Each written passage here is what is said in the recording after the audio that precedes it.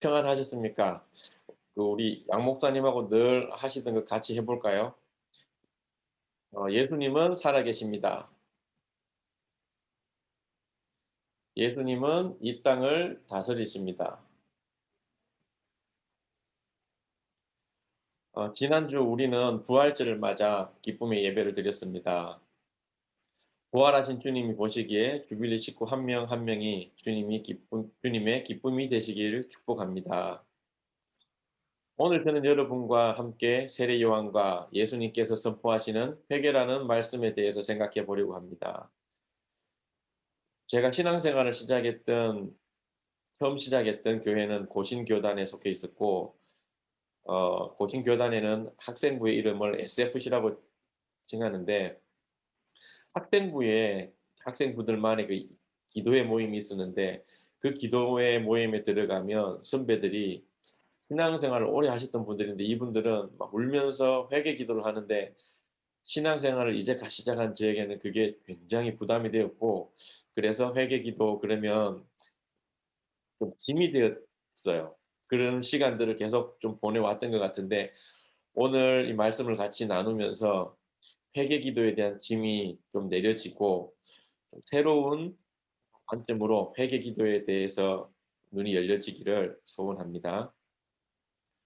오늘 함께 읽은 본문 앞부분 마태복음 4장 1절 11절을 보시면은 예수님의 그 40일 금식과 사단이 예수님을 시험하고, 그리고 말씀으로 예수님께서 그 시험을 이기시는 장면이 나옵니다. 그리고 오늘 읽은 본문 15절 16절에 보면 그 마태는 이사야 9장의 예언을 말씀을 이용해서 예수님에 대해서 선포를 합니다. 이사야 9장 1, 2절을 보시면 전에 고통하던 자에게는 흑암이 없으리로다. 옛적에는 여호와께서 스불론 땅과 납달리 땅으로 멸시를 당케 하셨더니 후에는 해변길과 요단 저편 이방의 갈릴리를 영화롭게 하셨느니라. 흑암에 행하던 백성이 큰 빛을 보고 사망의 그늘진 땅에 거하던 자에게 빛이 비치도다. 이 말씀을 마태가 인용을 하면서 예수님의 누구신가를 우리에게 선포합니다. 예수님께서 구약에서 예언한 바로 그 메시아라고 우리에게 이야기하는 것입니다. 그리고 다음 구절을 보시면 예수님께서 회개하라 천국이 가까이 왔다라고 선포하십니다. 그리고 우리가 조금 더 봐야 될 게 마태복음 3장 1절 2절인데요. 1절 2절을 제가 읽어드리면 1절 그때에 세례 요한이 이르러 유대 광야에서 전파하여 가로되 회개하라 천국이 가까웠느니라 하였으니 3장 1절 2절과 4장 17절에 세례 요한과 예수님은 회개하라 천국이 가까워왔다고 이야기를 하십니다. 교회를 다니기 시작하면서부터 우리는 뭐 그전에도 들을 수 있겠죠. 천국에 대한 이야기를 많이 듣게 되고, 특별히 이제 교회를 다니면서 성경 공부를 많이 하게 되는데 천국에 대한 이야기도 공부를 하게 됩니다. 그런데 우리가 천국에 대한 이야기를 공부하는 것은 이 천국을 다른 친구들에게 당연히 자랑을 해야 되겠죠. 내가 하나님을 믿고 내가 갈 나라가 천국이다. 이 천국이 얼마나 좋은가 자랑을 해야 되겠지만, 그렇게 자랑을 하기 위해서 천국에 대해서 공부를 하는 것이 아니죠. 우리가 그렇게 공부를 하는 것은 그 천국을 가는 것이 목표이죠. 우리가 다시 성경으로 돌아와서 봐야 될 게 마태복음 3장 4 장에서 세례 요한과 예수님께서 왜 회개를 하라고 하는지 생각을 해 보려고 합니다. 우리가 회개하지 않는 상태로 우리의 이 모습 이대로는 천국에 들어갈 수 없기 때문입니다. 천국이 왔는데 천국에 합당한 사람이 되어야 하는데 죄인된 우리의 모습으로는 그 천국에 들어갈 수가 없기 때문에 우리를 회개하라고 말씀하십니다. 우리가 기도할 때에 누구의 이름으로 합니까? 예수님의 이름으로 합니다. 누구에게 합니까? 하나님께 합니다. 왜 그렇습니까? 천국은 하나님의 나라입니다. 그 나라의 주인에게 합당한 사람이 되어야 합니다. 그래서 우리가 하나님께 기도하고 회개합니다. 우리가 처음 그리스도인이 되었을 때 열심히 성경 공부하고 기도하고 예수님을 믿었습니다. 또 어떤 분들은 전도하는 분들을 통해서 영적 기도를 하며 예수 그리스도를 구세주로 그리스도로 믿기 시작할 것입니다. 그렇게 믿는다. 나는 이제 믿었다. 이렇게 하면 끝나는 일일까요? 그렇게 해서 우리가 이제 선하게 살면 우리의 모든 일들이 끝이 나는 것일까요? 제 경우는 그렇게 믿음으로 영접하고 선하게 살기 위해서 애를 쓰고 심지어 집회, 수련회에 참석하면서 노력을 하였습니다. 그런데 제가 하려고 했던 그 변화, 선한 삶, 하나님 나라 백성으로 살려고 했던 삶들이 그렇게 잘 되지가 않더라고요. 수련회를 갔다 오면 뭐 몇 주면은 다시 예전 모습으로 돌아가고 그러면서 점점 자책하는 삶을 오히려 더 많이 살았던 것 같아요. 그리스도인이 되었는데 행복한 삶을 살아야 되는데 행복한 삶보다는 나를 자책하는 삶을 꽤 오랜 시간 살았던 것 같아요. 내 마음에는 천국을 사모하고 예수님을 사랑하고 하나님을 기쁘시게 해 드리는 마음이 있었는데 그게 그렇게 잘 되지가 않더라고요. 마태복음 25 장에 보면 열처녀 비유가 나옵니다. 신랑을 기다리는 열처녀가 있는데 5 명은 기름을 충분히 준비해서 기다리고 있고 5 명은 기름이 이제 다 떨어져 가는데 마저 채우지 못하고 있었어요. 근데 때마침 신랑이 왔어요. 근데 미처 기름을 준비하지 않은 5 명이 다시 기름을 채우고 왔을 때 문을 열어 달라고 우리가 다시 왔다고 얘기했을 때 25장 12 절을 보시면 대답하여 가로되 진실로 너희에게 이르노니 내가 너희를 알지 못하노라 하였느니라라고 하십니다. 신랑은 이때 "그래 애썼다. 수고했다. 들어와라고 하지 않습니다.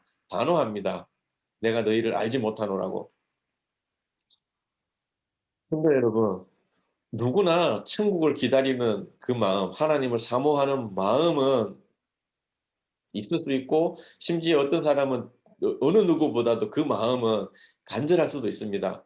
그런데 그 마음만큼 우리가 기름을 채워야 되고 늘 준비를 해야 됩니다. 신랑이 언제 올지 알 수 없기 때문입니다. 지치지 않고 우리가 준비를 해야 되는 것입니다. 우리의 마음만으로 이 기다림이 해결이 되는 것이 아닙니다. 예수님도 세례 요한도 "회개하라 천국이 가까웠느니라"고 하십니다. 어 여러분들에게 질문을 하나 하고 싶은 게 가장 최근에 회개 기도를 하신 게 언제인지 한번 물어보고 싶어요. 언제 무슨 일로 회개를 했는지. 우리 중에는 또 오늘 아침에도 일어나서 어제에 혹은 또 지난날에 회개를 회개 기도를 하며 예배에 나오신 분들도 있을 것이라고 생각을 합니다. 그리고 주빌리 교회 성도 정도 되시는 분들이라면 모두가 회개가 무엇인지는 다 아실 것입니다. 그래도 제가 인터넷에서 한번 검색을 해 봤습니다. 회개가 어떻게 정의가 되어 있는지. 뭐 여러 가지로 정의가 되어 있겠지만 제가 찾은 회개는 "죄스런 생활 태도에서 탈피하여 하나님을 믿고 의지하는 일을 말한다.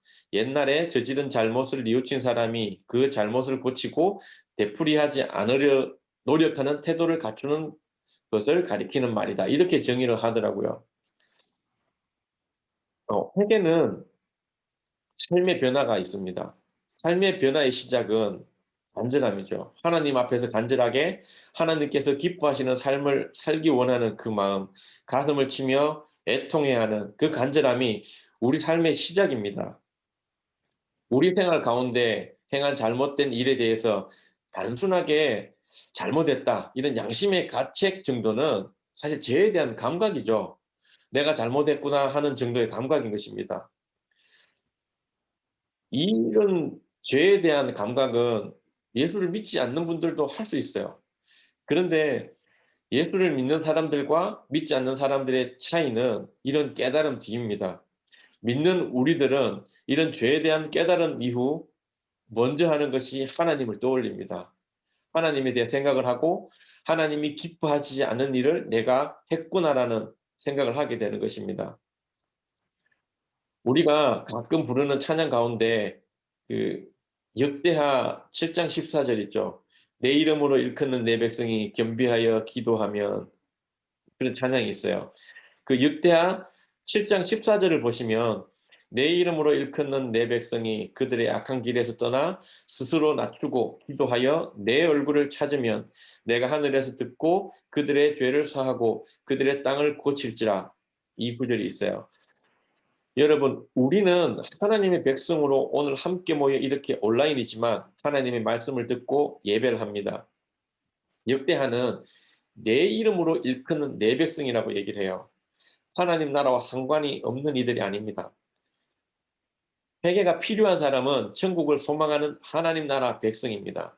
하나님 나라 백성이 악한 길에서 떠나고 스스로 낮추고 기도하여 하나님의 얼굴을 찾아야 한다고 합니다. 그럴 때 하나님은 우리의 기도를 들으시고 우리의 기도를 들으시는 하나님께서 우리의 죄를 사하여 주신다고 하십니다. 그리고 우리의 땅을 고쳐 주신다고 하십니다. 왜 이 말씀을 하실까요? 이 시대에는 농사를 짓던 시대죠. 땅이 죽는다는 것은, 땅이 병든다는 것은 곧 죽음을 의미합니다. 땅에 소산이 없으면, 쌀이 나지 않으면 굶어 죽어야 합니다. 땅이 말라서 죽어버리면 풀이 자라지 않게 되고 염소와 소와 양들처럼 초식 동물들이 먹을 것이 없어 죽게 됩니다. 동물이 죽으면 우리가 사람이 죽게 되는 것입니다. 인간이 회개할 때에 땅을 우리를 고쳐 주시는 하나님께서 땅을 고쳐 주시고 우리가 살아가게 축복하십니다. 하나님을 찬양합니다. 회개는 잘못된 우리의 행동을 고치는 정도가 아니라 죄인인 우리가 죽음에서 생명으로 옮기는 일이라는 것입니다. 두 번째로 회개는 하나님과 연결하는 생명입니다. 우리가 우리의 잘못된 삶을 벗어버리기 위해 하나님의 백성으로 살기 위해 우리의 죄악된 길을 떠나야 하며 스스로 "나는 죄인입니다. 나는 죽을 수밖에 없는 존재입니다. 나를 구원해 주십시오. 나를 살려 주십시오." 하는 절박함을 가지고 하나님의 얼굴을 찾아야 합니다. 하나님께 나아가야 합니다. 우리는 평생 사는 동안 하나님께 나아가야 합니다. 그런데 히브리서 11장 6절에 보면 "믿음이 없이는 기쁘시게 못하나니 하나님께 나아가는 자는 반드시 그가 계신 것과 또한 그가 자기를 찾는 자들에게 상 주시는 이심을 믿어야 할지니라고 합니다." 그렇습니다. 우리가 기도하며 나아갈 때에 우리는 하나님께 믿음으로 나아가야 합니다. 반드시 하나님이 계신 것과 자기를 찾는 자들에게 상 주시는 이심을 믿어야 합니다. 하나님 앞에서 하나님의 얼굴을 구하며 회개의 시간을 가질수록 우리는 하나님을 점점 더 바라보게 됩니다. 우리의 믿음이 굳건하게 됩니다. 하나님이 기뻐하시는 회개를 하기 위해서는 하나님께 집중해야 됩니다. 내가 무엇을 잘못했는지 먼저 생각하려고 노력하지만 기도를 해 보시면 결국은 하나님께서 우리에게 깨닫게 해 주십니다. 잊었던 그 순간들을 기억나게 하시고 죄의 속성에 굴복한 나를 돌아보게 하시고 우리 스스로 겸손하게 하십니다. 회개는 하나님께서 기뻐하시는 일입니다. 왜냐하면 생명이신 하나님께 나아가게 하는 통로이기 때문입니다. 누가복음 3장 8절에 "그러므로 회개에 합당한 열매를 맺으라고 하십니다." 또 요한복음 15장 5절은 "나는 포도나무요 너희는 가지니 저가 내 안에 내가 저 안에 있으면 이 사람은 과실을 많이 맺나니 나를 떠나서는 너희가 아무것도 할 수 없음이라고 하세요." 우리는 열매를 맺을 수 있는 존재가 아닙니다. 우리는 가지라고 합니다. 우리에게 열매가 맺혀지는 것입니다. 우리가 할 일은 열매를 맺는 것이 아니라 병들지 않고 건강하게 물과 양분을 흡수하며 건강한 가지로 원래 나무에 잘 붙어 있어야 합니다. 그러면 맛있는 열매가 맺어지는 것입니다. 우리가 어떤 나무에 붙어 있느냐에 따라 포도를 또는 복숭아 같은 열매를 맺는 것입니다. 회개는 이 가지가 건강하게 원나무에 잘 붙어 있게 하는 것입니다. 병들지 않고 잘 붙어 있게 하는 것입니다. 회개는 건강하게 생명을 유지하는 것입니다. 기도하는데 정말 없었던 정말 생각지도 못했던 옛날 경험들이 어 생각나는 기억이 있으세요? 저는 가끔씩 있습니다. 하나님께서는 우리를 흰눈같이 순결한 하나님의 백성이 되기를 원하세요. 그래서 우리가 기도하며 하나님께 나아갈 때 우리의 작은 죄의 흔적조차도 기억나게 하시고 회개하게 하십니다. 세 번째로 회개는 말씀을 통해서 합니다. 디모데후서 3장 16절 17절을 보시면 모든 성경은 하나님의 감동으로 된 것으로 교훈과 책망과 바르게 함과 의로 교육하기에 유익하니 이는 하나님의 사람으로 온전케 하며 모든 선한 일을 행하기에 온전케 하려 함이니라라고 하세요. 진정한 회개를 하기 위해서는 우리는 성경을 읽어야 합니다. 감정적인 죄의 인식과 고백을 통해 눈물을 흘리는 과정은 정말 마음을 시원하게 해줄 수 있어요. 그런데 하나님이 원하시는 회개는 여기까지가 아닙니다. 하나님이 기뻐하시는 회개는 말씀을 읽고 성경의 기준을 따라서 감정적인 그 반성의 과정을 넘어 하나님이 기뻐하시는 그 길로 그 삶을 살아야 하는 것입니다. 우리가 읽는 성경은 문자로 되어 있고 성경책이죠. 우리가 성경을 읽는 이유는 이 책을 통해서 하나님 아버지의 마음을 알기 위해서입니다. 하나님의 백성인 우리를 향한 하나님 아버지의 마음을 이해하기 위해서 이 성경을 읽습니다. 성경은 우리에게 다양한 정보를 제공하지만 하나님은 성경을 통해 우리가 하나님의 사랑과 은혜를 여러 시대를 거쳐 다양한 계층의 사람들의 이야기를 통해서 알게 하게 하십니다. 성경에는 장군의 얘기가 나오고 내시의 이야기도 나오고 상인의 이야기도 나오고 어부의 이야기도 나옵니다. 성경을 읽을 때 이 한 명 한 명이 내가 되어야 되고 내가 그 자신이 되어서 성경 속의 주인공이 되어서 읽어야 합니다. 그래서 성경이 나를 향해 말씀하시는 것을 들어야 합니다. 모든 인간을 향한 하나님의 사랑의 메시지가 이 성경 속에 담겨 있습니다. 그래서 하나님께서 내가 어느 자리에 어떤 사람으로 살든지 나를 향한 하나님의 이야기를 들을 수 있습니다. 하나님께서는 하나님의 백성을 향해 내가 너를 얼마나 사랑하는지 아니? 라는 이야기를 오랜 세월 동안 기록해 온 것입니다. 창세기부터 요한계시록까지 다양한 신분의 사람들을 통해서 여러 가지 상황 가운데서도 쉬지 않고 나는 너를 사랑한다라고 말씀하시고 계세요. 심지어 예수님의 수제자인 베드로의 배신하는 그 장면까지도 성경은 기록하고 있습니다. 무엇을 얘기합니까? 그래도 나는 너를 사랑한단다. 나는 너를 만든 자고 너를 끝까지 지키는 자고 너를 끝까지 사랑하는 분이라는 것을 우리에게 말씀하고 계시는 것입니다. 이렇게까지 변함없이 영원토록 사랑하는 이야기를 담은 책은 단 한 권밖에 없습니다. 그리고 네 번째는 회개는 매일매일 하는 것입니다. 회개는 내 생각에 내가 죄를 지었구나 생각이 들었을 때 하는 것이 아닙니다. 매일매일 순간순간 하나님께 나아가는 것입니다. 하나님의 백성들은 성령 하나님께 민감한 상태로 살아가야 하는 것입니다. 그래서 성령님께서 주시는 그 감동에 반응하며 살아가야 합니다. 욥기 1장 7절을 보면 욥이 자녀들을 위해서 했던 일들을 볼 수가 있습니다.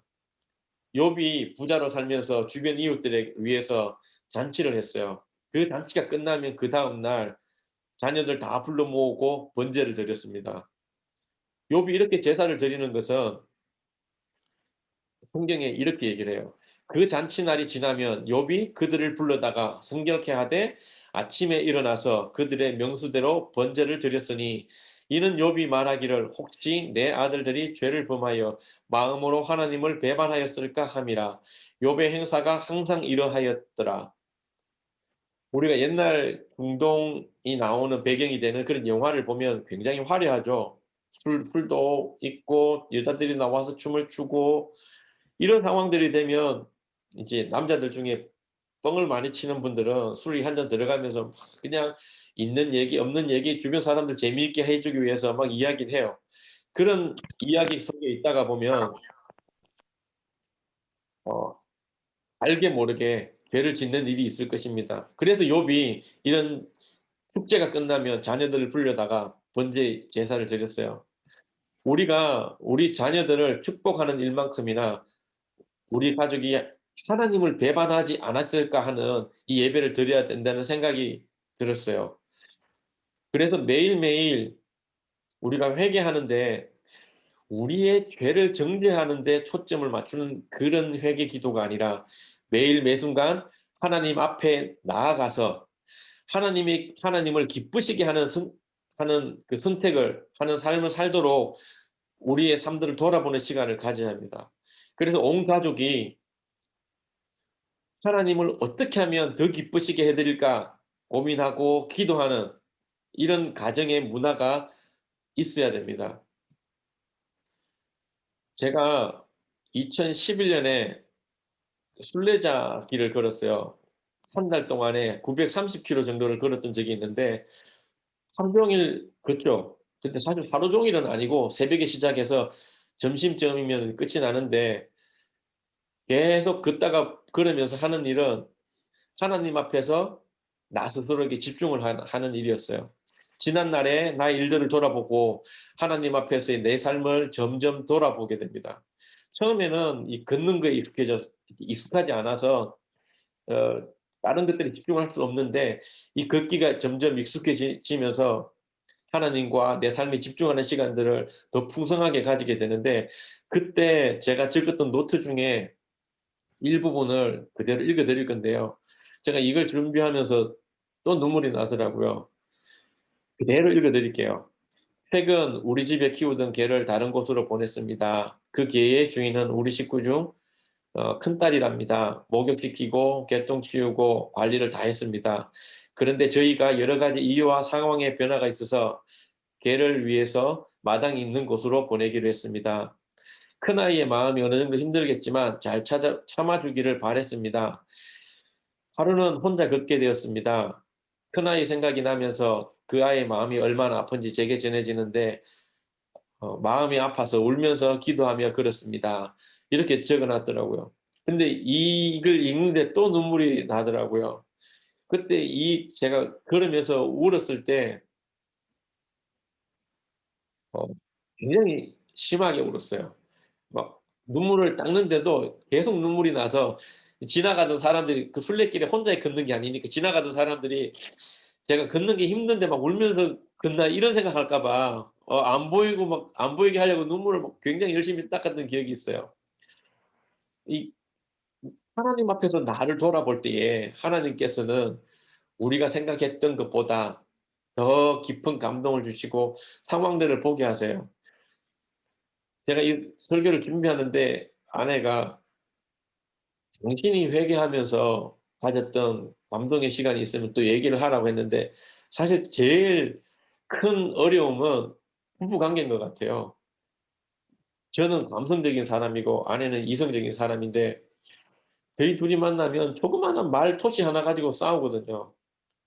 뭐 개하고 고양이 같아요. 제 표현이 아내에게 갈 때는 전혀 딴 이야기가 막 되고 아시죠? 얘는 막 반갑다고 꼬리치는데 그 꼬리치면 고양이는 뭐 싸우자고 달려드니까 그런 제가 아내와 점점 가까워지고 화목하게 지내게 되는 그 과정에 있었던 일이 매일매일 회개하며 하나님 앞에 나아가는 일이었어요. 그럴 때마다 제 속에 있던 원망이 뭐였냐면 아내를 향한 원망이었는데 하나님은 항상 저에게 얘기하세요. "네가 이렇게 하지 않았냐."고. "네가 이렇게 해서 네 아내가 힘들다."고. 그러면서 제가 회개 기도를 통해서 알게 된 것이 좋아진 것이 저의 잘못, 저의 연약함이었어요. 지금 그러면 제가 지금 아내를 보면서 화가 안 나느냐면 아니에요. 지금도 화가 나요. 화가 나지만 그럴 때마다 회개했던 그 많은 시간들 속에서 잠깐이지만 순간적으로 아내를 생각하게 되고 기도할 때마다 말씀하시는 하나님이 생각이 나요. 그래서 용수철처럼 막 쿵 튕겨서 아내에게 반응하는 게 아니라 조금 누그러져서 반응을 하게 되더라고요. 뭐 이렇게 얘기하면 우리 아이들은 '아 지금 덜 싸우는 거구나.'라고 이렇게 약간 의문을 가지며 비웃을 수도 있지만 가장 큰 변화가 생겼다고 생각을 하는 이유가 이 설교를 준비하는데 아내에게 보내주고 다시 수정하는 그 과정에서 싸우지 않았어요. 잘 협의해서 협력해서 이 설교가 완성이 되었거든요. 코로나로 인해서 우리가 지금 가족들과 함께 있는데 교회 공동체가 함께 잘 못 모이지만 가족과 함께 있으면서 하나님 앞에 더 많이 나아가고 회개하고 함께 예배하는, 그러면서 우리 자녀들의 아픔들을 공감해 주고 가르쳐 주고, 그렇게 하지 말고 "네가 그랬구나. 힘들었겠구나." 더 많이 공감해 주고 기도해 주고 축복해 주는 시간이 주빌리 가정들에 많아졌으면 좋겠습니다.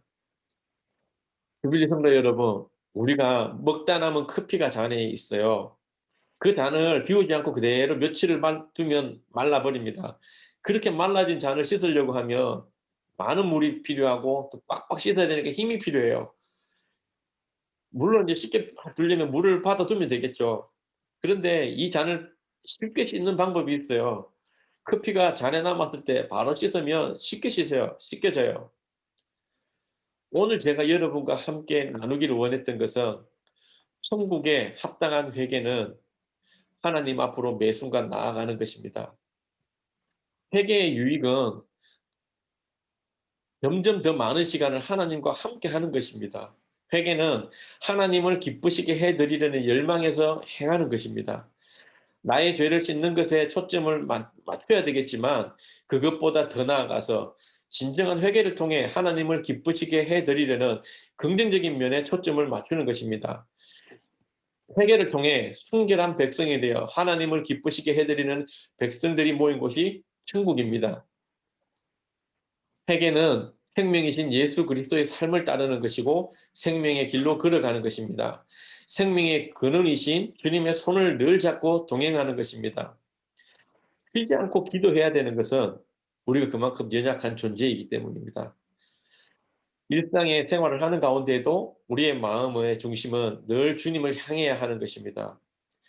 내가 맡은 일에 전문가로서 열심히 집중해서 일을 해야 되지만 내 삶에 내 속에 진정한 열망은 주님과 늘 함께 하는 것이야 합니다. 회개를 할 때는 우리가 말씀을 통해서 해야 합니다. 그래야만 올바른 방향으로 올바르게 할 수 있기 때문입니다. 모든 성경이 하나님의 감동으로 된 것을 믿음으로 믿고 하나님 앞에 나아갈 때에 우리가 말씀을 따라 살게 될 것입니다. 우리가 천국 백성이 될 것입니다. 우리가 매 순간 회개하는 자세로 성령 하나님께 민감하게 산다면 하나님과 늘 동행하는 삶을 살 수 있을 것입니다. 회개하는 삶을 통해 생명으로 나아가는 저와 여러분 모두가 되시길 주님의 이름으로 축복합니다. 기도하겠습니다.